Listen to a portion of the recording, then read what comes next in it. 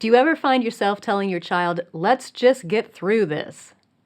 We're going to discuss that today.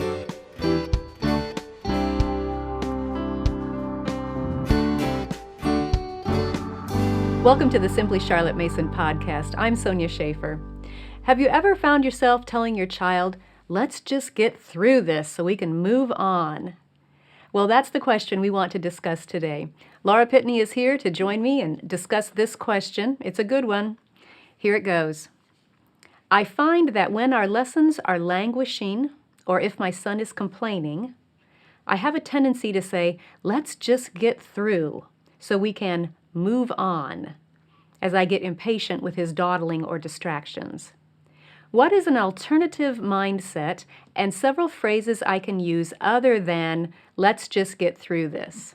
It's a great question. I think we have all been there. We have. So shall we just get through this? Yeah. We've been there multiple times. I think she has a good question of what other phrases can she use, but I want to back up a step first and think through a little checklist of proactive, what might you want to check and make sure you're doing to try to avoid that situation as much as possible? Agreed. There's definitely some things to check. So making sure you have the right book or curriculum that you're using. Yeah, that it's living. Yes. Because if you're just sitting there doing textbooks and workbooks all day, then yeah, let's just get through this, right. Forget that. So living books, we want to make sure we're doing that. We also want to make sure we're doing short lessons. If the lessons are dragging out forever, then yeah. And that's hard because if they're dawdling and distracted, then the intended short lesson does become a long lesson. It can, but remember the little tip Charlotte gave us that we can do.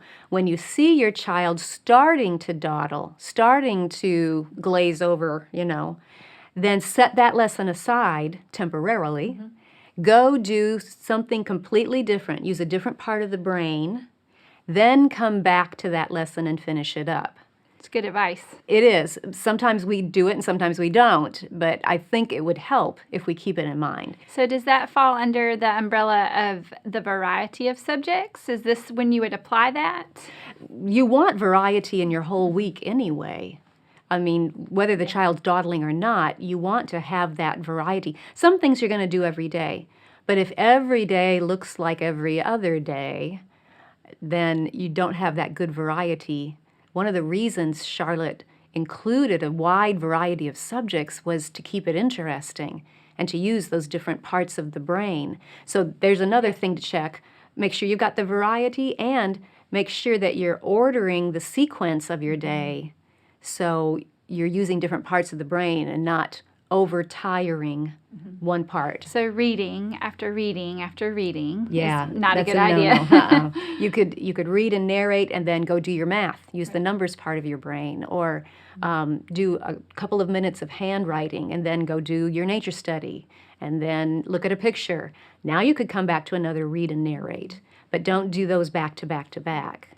Another idea as far as checking, and let's say you do see the warning signs that your child's fixing to be distracted or, not give the full attention, is to maybe practice that at a different time. So, I was thinking have a child help you cook a recipe or something and give them their full attention of counting how many eggs or helping measure, just giving that full attention in other areas of life skills, so to speak, to where when you come back to that lesson, you're reinforcing that habit you've been working on. So even just if you understand that they have the tendency to be distracted or whatever the situation is, recognize that and then also figure out how can you practice getting better at that habit that they're maybe weak in. Not just in schoolwork. Correct. That way you're building up their confidence all around to where when you say, okay, it's time to focus, they know what that means. Yeah. And there's a good phrase, by the way. It's time to focus. All right, so we've talked about the checklist of things to think about first. Now let's dive into what if you're in that situation. Yeah, you're doing all those things. You're doing what you're supposed to be, but sometimes that situation can still happen. I think an important thing to think about is the dawdling and the distraction an every so often event? Is it because he stayed up late the night before? Is it because he's tired? Is it because he's not feeling well? Hungry, he needs food. There you go. Is it just a once in a while thing, or is this a habit? So if it's just a once in a while it's happening, let's talk about some ways we can approach that.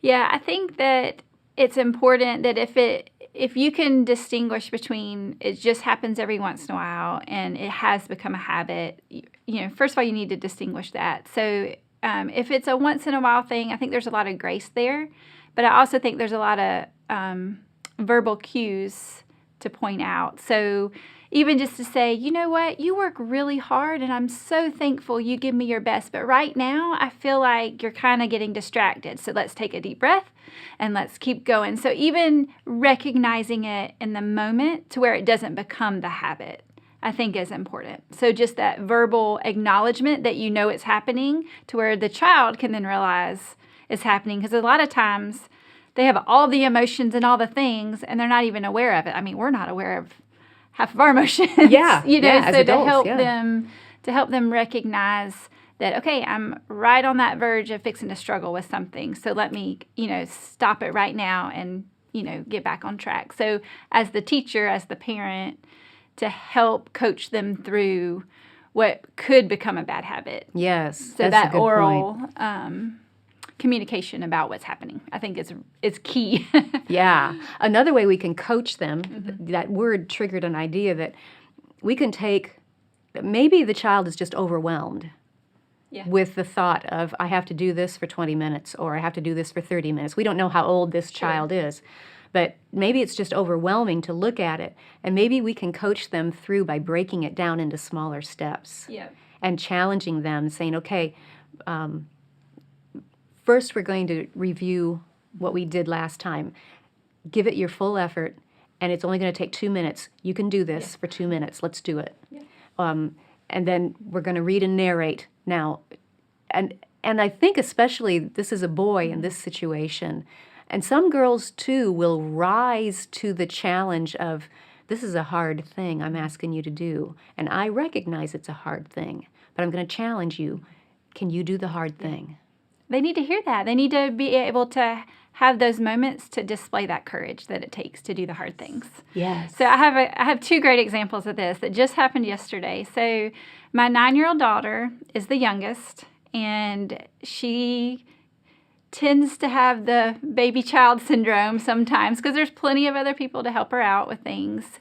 But I specifically asked her, it was time to make her bed. Like, I want her to go make her bed, and I'll come check it to make sure she got it done. And I could just immediately feel the defeat in her.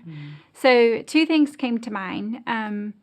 The first thing being, I knew it was going to be hard for her because multiple days had passed since I physically helped her make her bed. So if I help her make her bed, it's a lot easier when we do it together. We start from scratch, like we pull up the flat sheet, then we do the 2 blankets. So it's easier for her to make her bed the next few days after I've reset it, so to speak. Yes. So come day 3 or 4, when she's having to do it all by herself and she's kicked the blankets and they're all over the place, it's a lot harder for her to make the bed. So as soon as I asked her to do that, I knew it had been a few days since I had helped her.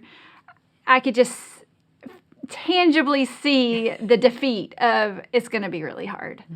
So my encouragement to her was, okay, start with the very first layer of the sheet, pull that up, get it all smooth, and then do the blanket and pull it up and get it how you want it, and then do the comforter.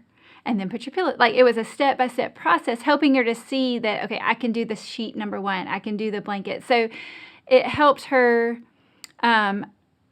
see the process that needed to take place versus seeing the huge mess and how in the world could she do it by herself. It's a queen bed, get it? And she's a little petite thing. So I do show her some grace with the size of the bed.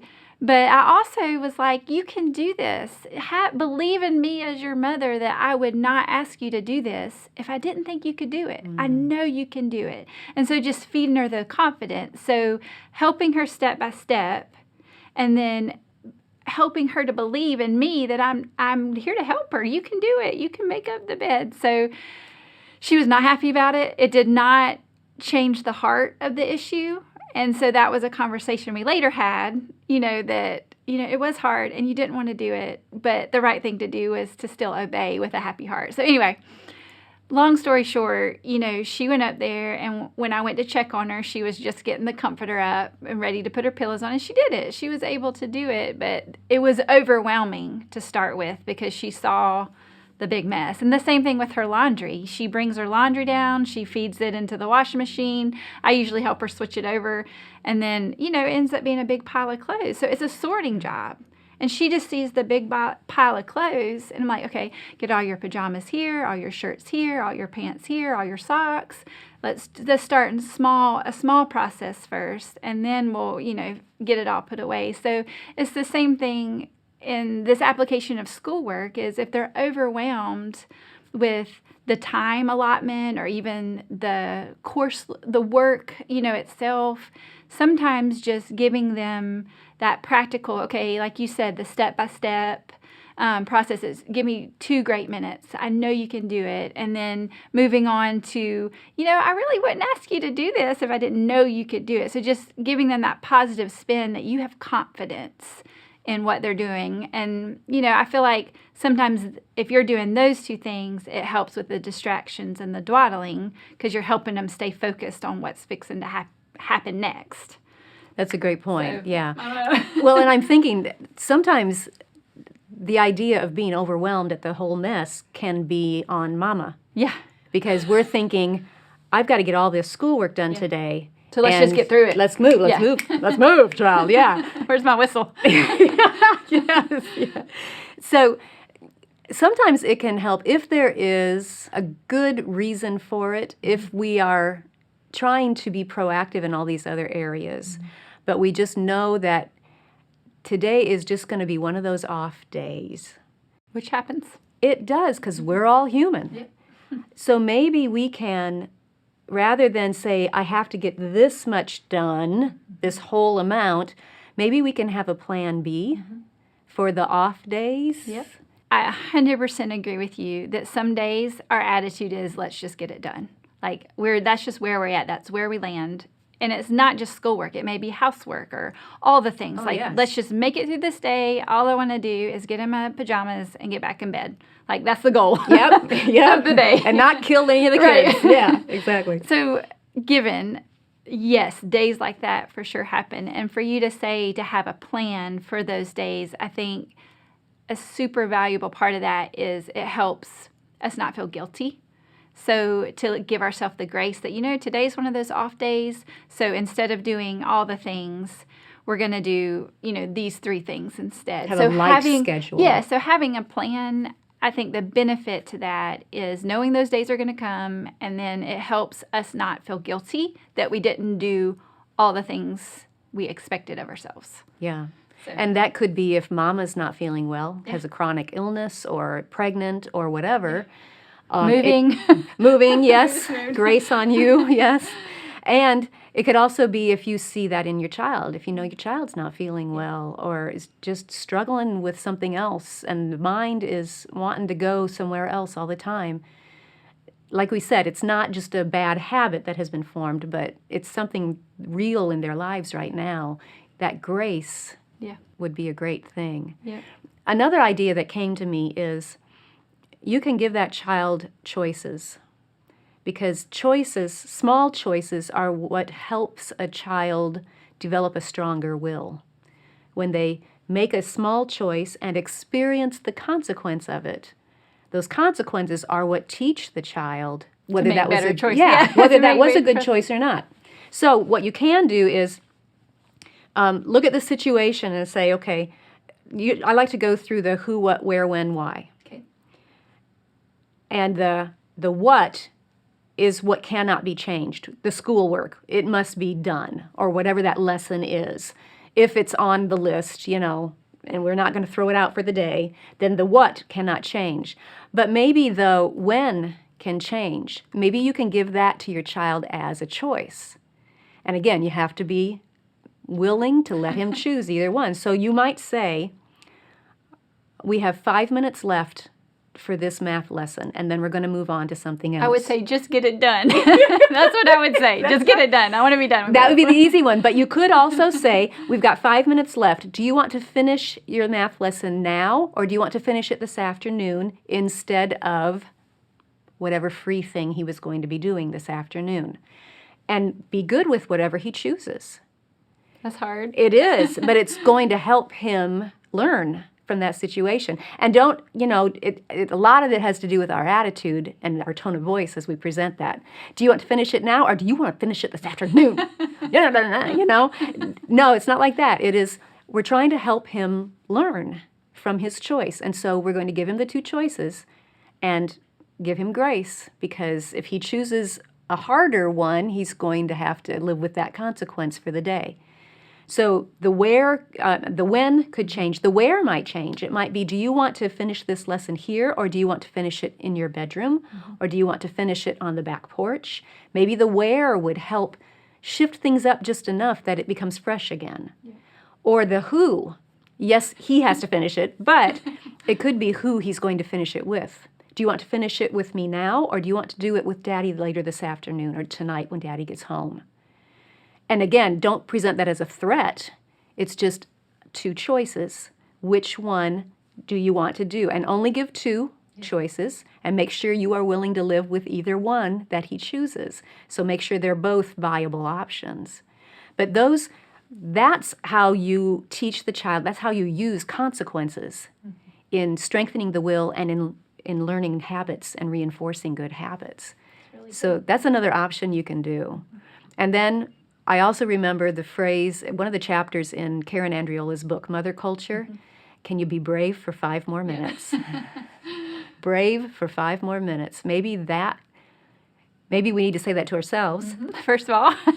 But then maybe that would be encouraging to the child as a phrase as well. Well, it's just stirring up that courage that it takes to do the hard thing. And that you're recognizing that this is a hard thing he's doing. Yeah. Sometimes we don't think about mental work as a hard thing. Yeah. Yep. Thanks. Welcome.